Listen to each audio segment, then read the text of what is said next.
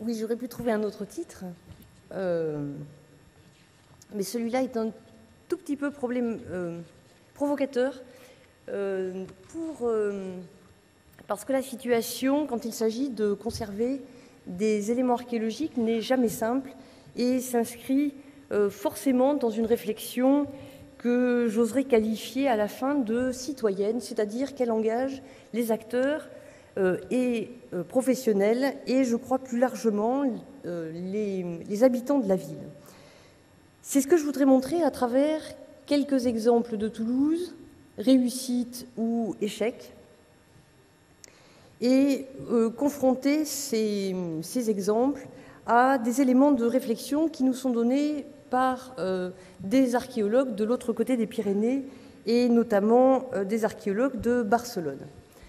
Alors, pour commencer, bien sûr, à tout seigneur, tout honneur, ce lieu, Saint-Pierre-des-Cuisines, dans lequel nous sommes depuis 2 jours, qui est un lieu tout à fait extraordinaire que les Toulousains ont redécouvert comme auditorium pour le conservatoire, que maintenant une partie de la communauté qui s'occupe de problématiques urbanistiques et archéologiques découvre à son tour comme lieu extraordinaire de colloques. Et Saint-Pierre-des-Cuisines, d'abord, c'est une ancienne église. Une ancienne église dont les origines sont à chercher à la toute fin de l'Antiquité. Saint-Pierre-des-Cuisines qui a fait l'objet de fouilles archéologiques en plusieurs époques, en 2 principales campagnes de fouilles, dans les années 85 et 94. En 1985, c'est l'image de gauche, Saint-Pierre-des-Cuisines était une église inconnue des chauffeurs de taxi, inconnue des Toulousains, sauf ceux qui avaient leur rendez-vous à l'ancien, au café qui s'appelait encore l'Arsenal, et qui s'appelle maintenant bêtement le Café Saint-Pierre. Une église totalement fermée au public après qu'elle eût été réquisitionnée par les armées napoléoniennes en 1792, puis transférée à l'Université des sciences sociales dans les années 1960 et enfin à la ville de Toulouse dans les années 80. La ville de Toulouse qui, pendant des années, s'est demandé ce qu'elle pourrait bien faire de ce grand bâtiment en bon état sur le plan des maçonneries, en très mauvais état sur le plan du toit et difficilement utilisable facilement. Et en fait, ce fut l'auditorium pour le Conservatoire national de région. Bien sûr, les travaux de restauration ont entraîné des modifications. Vous le voyez par exemple sur ces 2 images confrontées, notamment la réfection des couvertures, voire de l'abside romane qui était complètement arasée. Mais la chance extraordinaire de cette restauration a été d'être réalisée par une entreprise de monuments historiques et par des architectes qui étaient sensibles à la qualité de palimpseste de cette maçonnerie, c'est-à-dire que quand vous regardez Saint-Pierre-des-Cuisines, quand vous regardez l'intérieur du bâtiment, vous voyez partout des traces de sa très longue existence comme église entre le IVe et le XVIIIe siècle. En fait, les premières fouilles dans les années 85-86 nous ont permis de découvrir quelque chose qui n'existait pas à Toulouse, c'est-à-dire une basilique funéraire de la fin de l'Antiquité. En fait, chacun sait que toutes les villes de la fin de l'Antiquité voient se christianiser leur nécropole aux abords de la ville, mais à Toulouse, ça n'existait pas. Et voilà, Saint-Pierre-des-Cuisines a été la première basilique vraiment découverte avec des tombes à l'intérieur. Basilique dans un assez mauvais état. Les murs sont très mal conservés. Il s'agit quand même d'un assez grand édifice de 40 mètres de longueur, avec une abside, avec des portiques, avec un transept. Cette église, qui est probablement bâtie dans les années 400, et au plus tard, dans le milieu du Ve siècle, lui est construit à une vingtaine de mètres de l'église, dans le même axe, une très grande galerie, dont vous voyez le plan en bas à droite, avec une galerie avec des retours vers le nord, c'est-à-dire sur la gauche.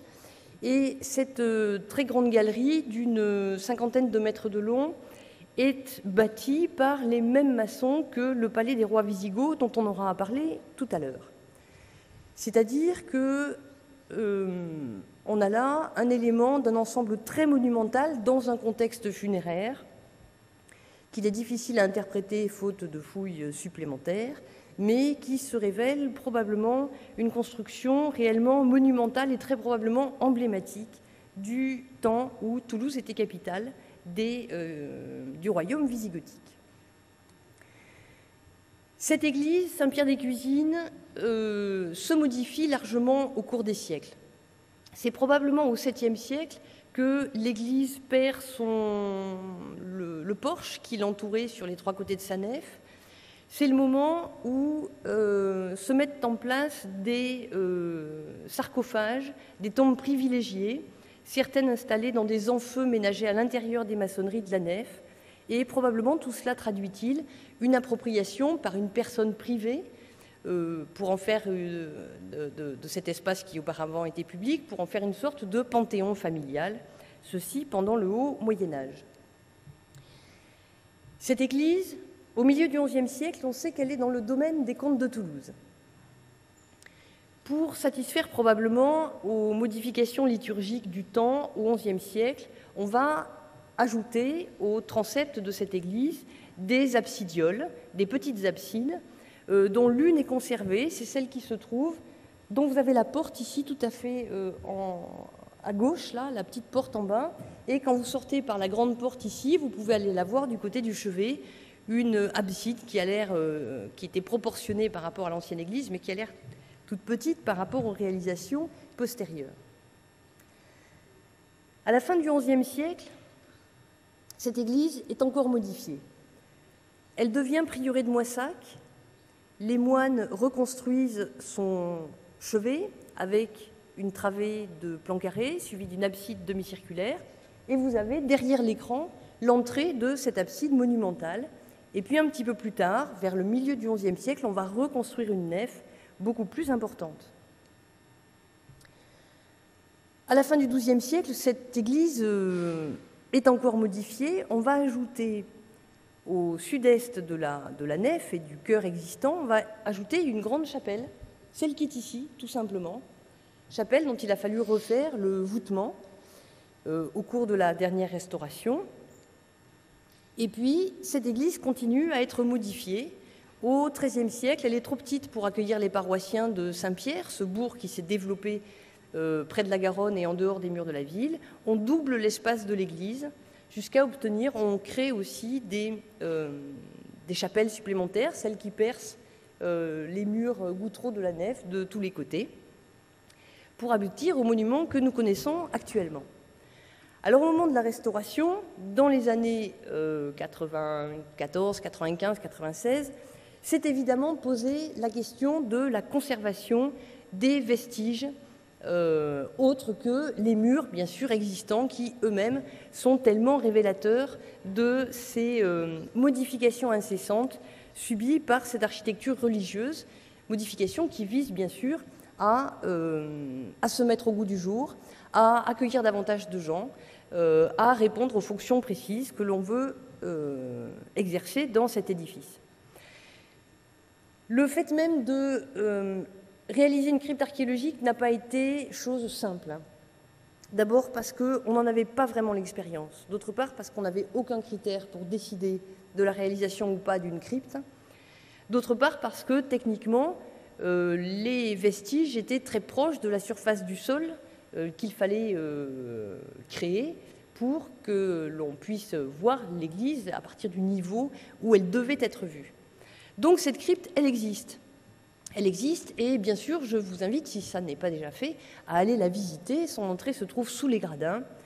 Et c'est une crypte qui est à la fois intéressante parce qu'elle montre de très maigres vestiges, enfin des vestiges assez ténus, de ces premières églises et de leurs modifications. Elle n'est pas très satisfaisante non plus parce que l'éclairage est totalement déficient. Et on a renoncé à toute mise en scène de ces vestiges qui demanderaient pourtant une explication pour les rendre plus facilement accessibles au public.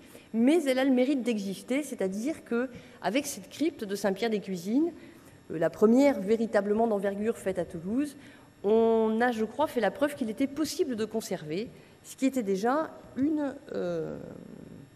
un principe de base acquis.